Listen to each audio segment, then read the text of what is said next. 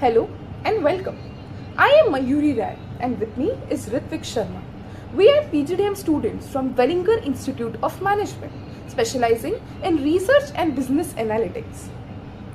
In our study of business consulting, we analyze complex corporate challenges.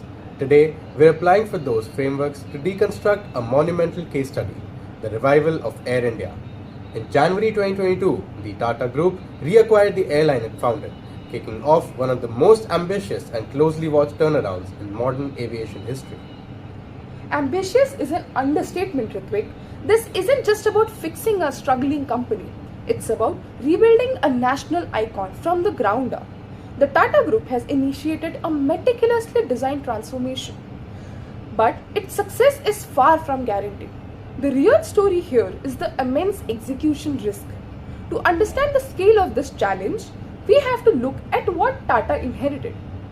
Before acquisition, Air India was in what we can only be described as a debt spiral. It was losing approximately $2.6 million every single day and had accumulated a staggering debt of over 61,000 crores approximately. And that financial hemorrhage had a real world impact. It starved the airline of capital. At the time of the takeover, a third of Air India's fleet was grounded, with planes being cannibalized for spare parts just to keep the others flying. This is unheard of for a flag carrier. The brand, once the Maharaja of the skies, became synonymous with delays and poor service. Its domestic market share collapsed to just 12%. The customer experience was in a state of despair. Passengers frequently shared images of soiled seats, broken armrests, and non-operational in-flight entertainment systems. In 2024, it was even ranked as the worst airline for on-performance in the United Kingdom, with departures averaging nearly 46 minutes behind schedule. A key moment that accelerated this decline was a massive debt-fueled order for 111 new aircraft prior to the ill-fated merger with the Indian Airlines. That decision saddled the airline with a debt it could never service through its operations. Exactly. The situation was systemic. Financial decay led to operational paralysis, which further eroded the brand and worsened the finances. It was a vicious cycle. Privatization wasn't a policy choice, it was a prerequisite for survival. The burning platform was fully engulfed. The deal itself was financially astute. While the enterprise was valued at rupees 18,000 crores, Tata's direct cash payment was only rupees 2,700 crores. They agreed to take upon 15,300 crore rupees of the debt, while the government transferred the remaining crippling 46,262 crore rupees of liabilities to a special purpose vehicle. This is the crucial point. Many see this as a sentimental homecoming, but it was a cold, strategic masterstroke. For a relatively small cash outlay, Tata didn't just buy an airline. They bought a portfolio of invaluable, non-replicable strategic assets. You are talking about the landing slots. Air India controlled about 4,400 domestic slots and, more importantly, 900 slots at the prime international airports like London Heathrow and New York's JFK. Precisely. These slots are the crown jewels. They were secured over decades of sovereign negotiations. A competitor could spend billions and still not acquire that kind of access. Tata bought an instant, unassailable position as India's largest international carrier. The planes could be fixed or replaced, but the slots were priceless. That was the real price. With these assets secured, Tata launched its comprehensive 5-year transformation roadmap, Vihaan.AI. The initial task phase, now complete, was focused on addressing the legacy issues at scale. The airline is now at the takeoff phase, focused on building the platforms for excellence.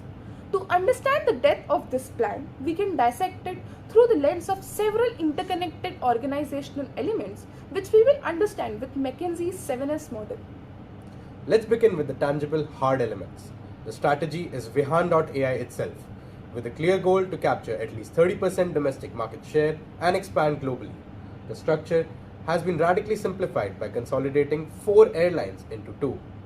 The complex post-merger integrations of Vistara and Air India Express were key to this. This new structure is designed to create massive synergies through network optimization and eliminating overlapping costs. But this is more than just a simple consolidation.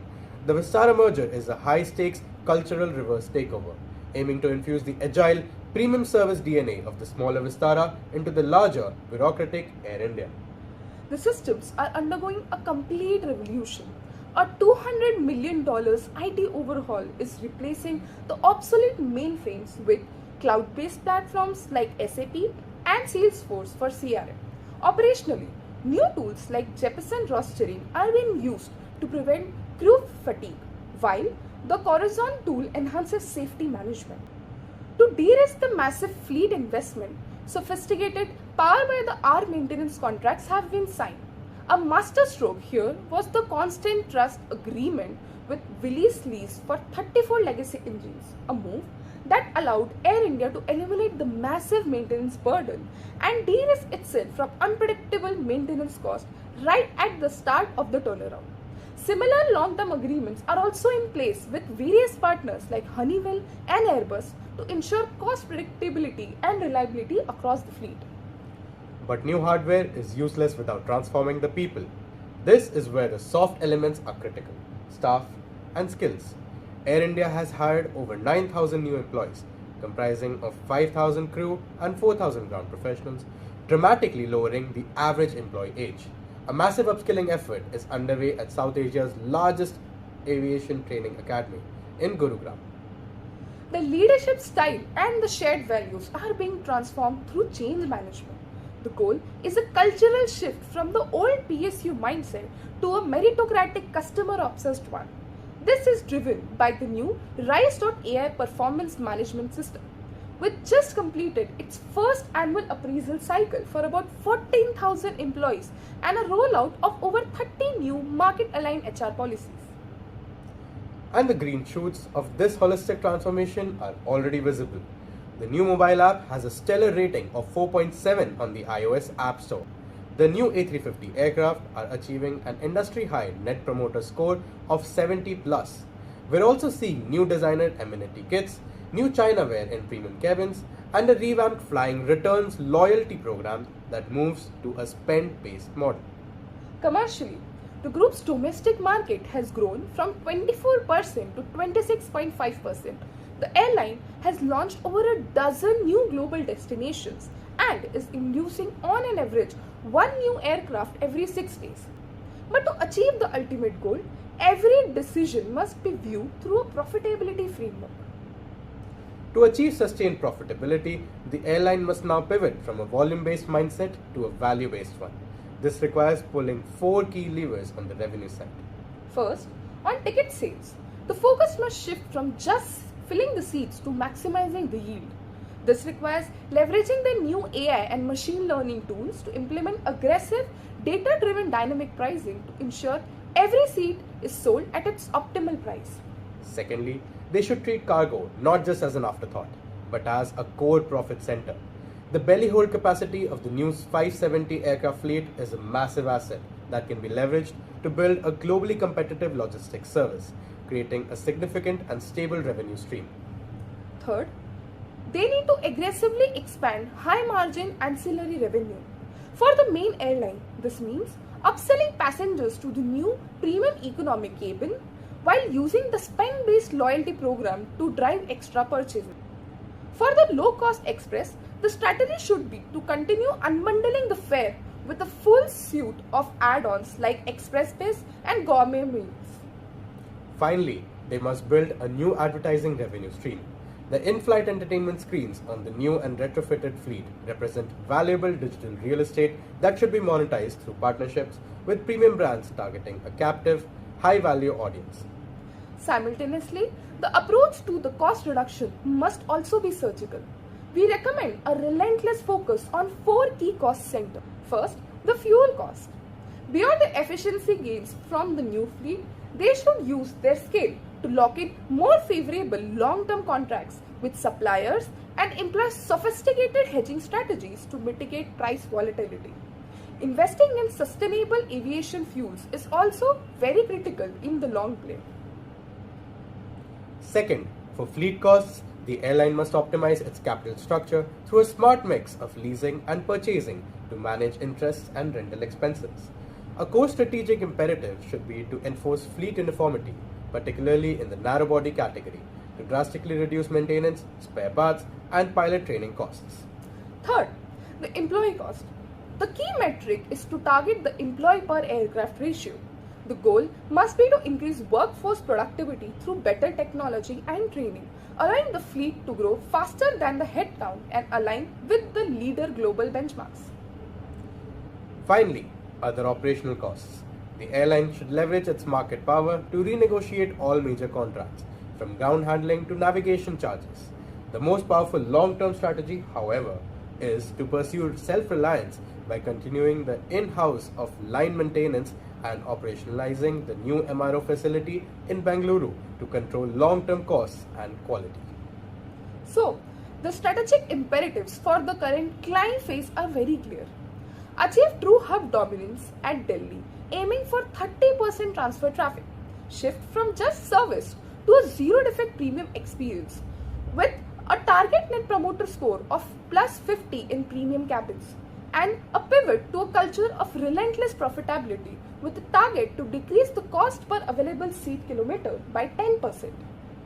But looking even further ahead, beyond the current Vihaan.AI roadmap, what are the next level strategic moves a true global leader would make? We have 3 specific suggestions that are not yet part of the official plan. First, they should leverage their new IT backbone to build an operational digital twin. This is the real-time virtual model of the entire airline. Every plane, every crew member, every flight path. Using AI, they could predict disruptions hours before they happen, optimize fuel burn second by second, and take their on-time performance from merely good to absolutely flawless. Second, they need to evolve from customer service to proactive hyper-personalization. The data from the new loyalty program and Salesforce system shouldn't just be used for record keeping. It should be used to proactively delight high-value customers. The system should know their meal preference before they even ask, or automatically rebook them onto the best connecting flight during a disruption, often before the customer even knows that there is an issue. Finally, they must transform their new Bengaluru MRO facility from a cost center into a profit center. The stated goal is self-reliance, but the real opportunity is to offer its state-of-the-art maintenance and engineering services to other airlines in the South Asian region.